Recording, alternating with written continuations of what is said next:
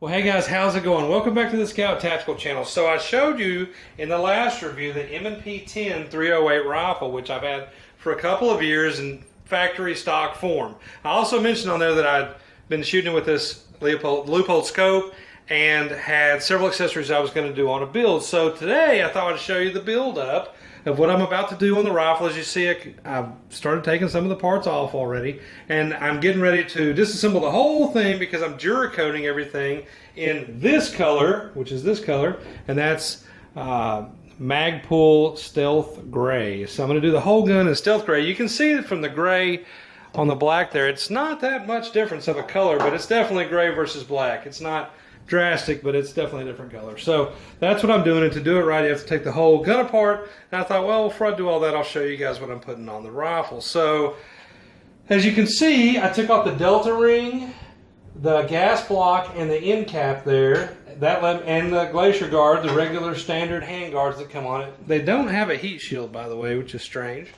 So that stuff came off. I put on the Midwest, because this is the Midwest forum. I put on the included Midwest new barrel nut there and tightened it down to specs. It's supposed to be between 30 and 60 foot-pounds. I did it at 50, and also made sure that the gas tube lines up with the hole in the receiver to get all that going. So the handguards have already come off, the Delta rings already come off, and the cap and gas block, factory gas block, have already come off. So I'm going to go with this gas block, which is a Troy low profile, because it will fit underneath the handguard. As you see, this would not fit underneath the handguard. I'm going with the, as I mentioned, the Midwest SS is the piece, the Midwest SS, and this is a 15-inch, so it's about that long on that 18-inch barrel. So the SS, one piece, which I really like, a handguard. It does have the QD spots. This one is actually a key mod. Again, I've been collecting these parts for about 2 years to do this rifle, just one thing at a time here and there. And so I know that Magpul has come out with some M-Lock, or people have come out with M-Lock, and that's kind of a big thing in 2016, but mine happens to be key mod, which was the thing of 2015, so get over it. It doesn't bother me. I really, because it's going to be a hunting rifle, I don't have anything that needs to go on there, although it does already come with one section, so you can, one key mod section, so I could mount a flashlight or something if I was going to do pig hunting at night, something like that. But again, not my patrol rifle, not a tactical rifle, really. It's a hunting rifle for me, so I don't need anything on the front forend. Now this forend, this handguard, is one piece and free floated, so that it'll add a little bit of accuracy. It'll get, if I want to rest the barrel, which I commonly do off of a shooting rest or something when I'm hunting, it won't put any pressure, by putting pressure on the handguard, by letting it rest on the handguard, it won't put any pressure on the barrel. Won't mess up harmonics. It's probably not a big deal for most situations, but maybe at a little bit longer range, you know, free floated is the way to go. Is it that much difference in accuracy? I don't know, but it is a difference. And I like the rigid, more protective free float handguard, especially for hunting. On the trigger, it's got a great trigger. As I mentioned in the other review, I have no problems with it, but I'm going with this POF trigger. I was going for a Chip McCormick like I had used in some of my other builds, the two DPMS 308 precision rifles that you guys probably saw, but they were out of stock, as they usually are, always a problem. But this POF, I know them to be good stuff on their rifles. I went with this trigger, and it comes with free Knight's Armament anti-walk pins, so that's pretty cool. It's a 3.5-pound drop-in. It's a single stage, and it's got the straight bar, which I really like because you can go to the bottom and just get a real good pull off of that. On the grip, I'm going with the Magpul Myad 1.1, also in the Stealth Gray. And no, I'm not going to Duracoat this part or the stock because they're already in the Stealth Gray color. I'm just going to Duracoat the receiver, upper and lower, the scope, the mount, not the barrel, and the forends. So, you know, just the basic gun, but the barrel, the buffer tube, and then all the little bits and pieces like the buttons and stuff, when I reinstall it, those will still all remain black.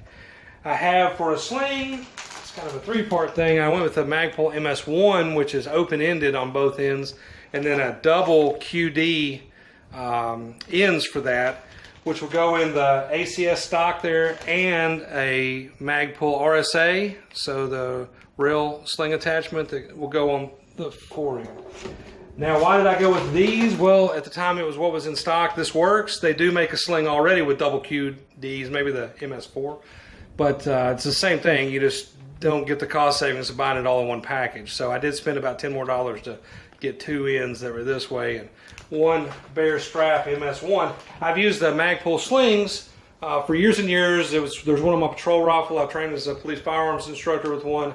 I've always had no problem with it. It's not bungee, because I don't like bungee. It bounces if you have to run, which you normally have to do in your training, and you would in a gunfight. You'd have to move quickly. So the MS slings from Magpul, whatever configuration you choose with the different ends on them, they're always a sure thing. So I really enjoy them. They're quick release and they're quick adjust, so they work for me.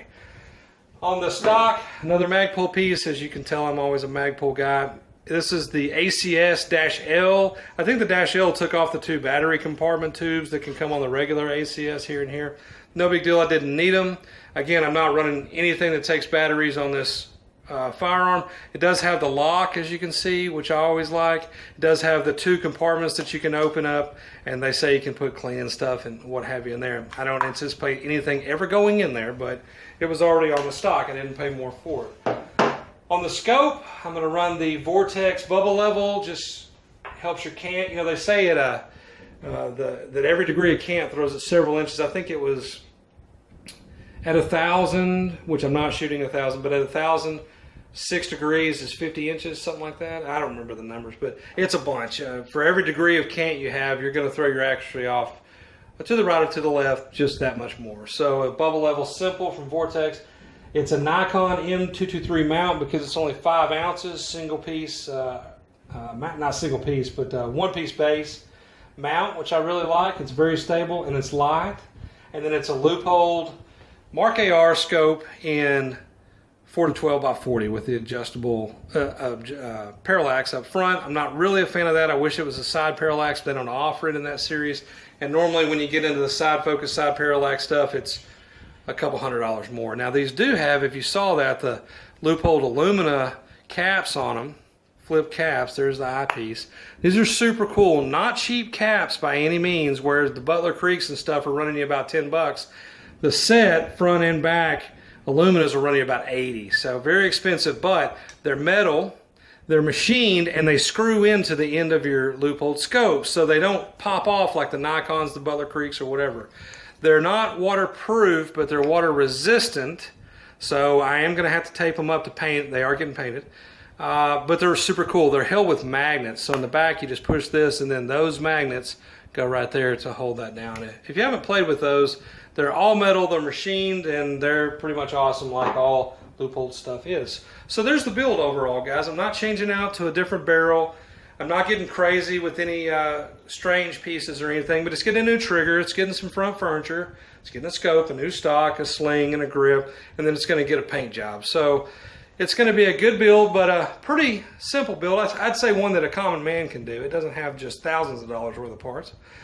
And after this, we'll get to Duracoating. So, guys, as always, I appreciate the views and subscriptions. Keep them coming. As you remember, Scout Tactical is a 3-channel network. There's Scout Tactical for the guns and gears, Scout Prepper on the emergency preparedness stuff and the disaster stuff, and Scout Hunter on the hunting firearms and hunting adventures.